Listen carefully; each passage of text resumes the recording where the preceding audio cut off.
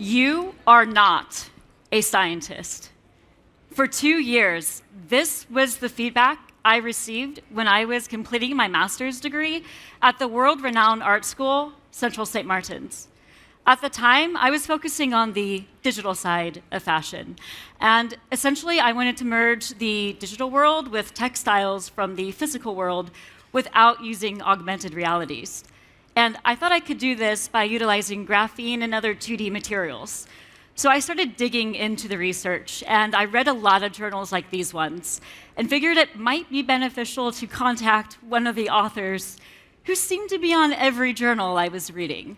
I figured if he could help me with my project, which was to create a color-changing textile, and ideally would look similar to this photo, then the tutors at my university would have to agree to let me do a project so heavily involved in material science.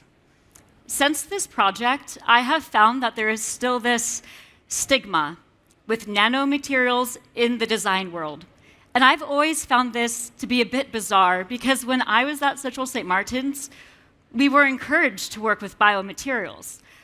I even created my very own concept bio shoe where the active bacteria biofilm would either kill or inhibit antibiotic-resistant bacteria from growing on or penetrating the surface area of the shoe, therefore causing harm to the wearer. It was the perfect shoe for customers going into countries where resistant bugs were on the rise. However, when I made the switch from working with biomaterials to nanomaterials, I would receive this as my feedback.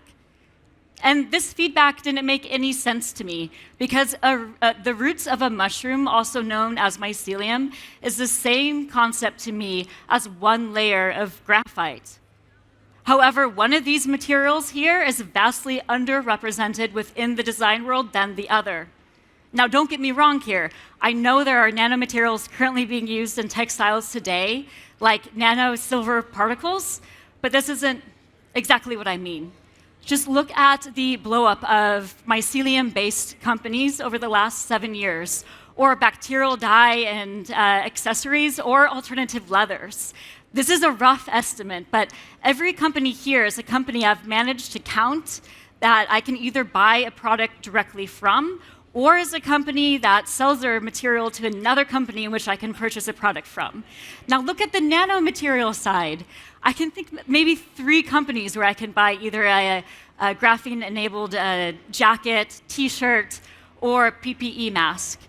I'm speaking more of the novel 2D materials here, but even companies that do use nanomaterials to create waterproofing textiles still don't get the same hype as companies that work with biomaterials. So all of this blank space you see on the nanomaterial side is what I've been focusing the majority of my efforts on with the help of Professor Kasia Novoslov and Nicholas Kirkwood. I'm trying to tackle all of this blank space by both the research side and the industry side. For the past 7 months, I've been working with Nicholas Kirkwood as head of Nanotechnology Innovation. I was brought onto his team in order to help develop a completely new footwear concept, which will eventually become its very own brand launched by Nicholas Kirkwood. Aiming to have the first version of the shoe out next year, this project will merge biomaterials with nanomaterials in order to create a completely circular and compostable shoe.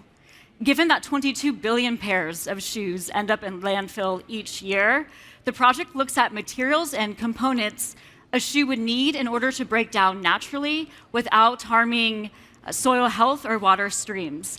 Essentially, the aim of this project is to create a fossil-free and low-carbon footwear collection through the use of next-gen materials, hyperlocalization, and regenerative agricultural processes.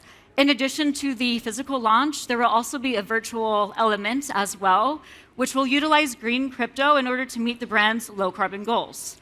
With rising pressures to fit better sustainable margins, the ability to create without gravity limitations or strict color palettes has spun a huge crossover with designers and digital collections. Digital closets, which were once only made available to avatars in virtual worlds, are now expanding with designers in order to create specific looks for other social platforms like Instagram or Zoom. Quite recently, there's been a surge of new digital fashion startups, with the majority of them incorporating in 2020, with some of them solely focusing on virtual clothing and NFTs, while other major players in luxury continue to create in both the physical and digital world. This year, Metaverse Fashion Week had its very first show, and following the launch, Nicholas collaborated with White Rabbit NFT, where he sold a virtual footwear collection through the Metaverse. At the event, sorry, how do I play?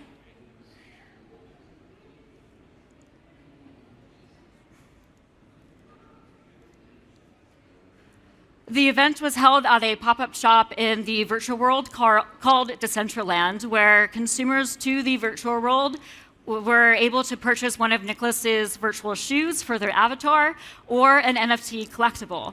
Following the event, the collaboration extended into fine art collectibles, as well as an AR version of the shoe that could be worn on other social platforms like Instagram, TikTok, and Snapchat.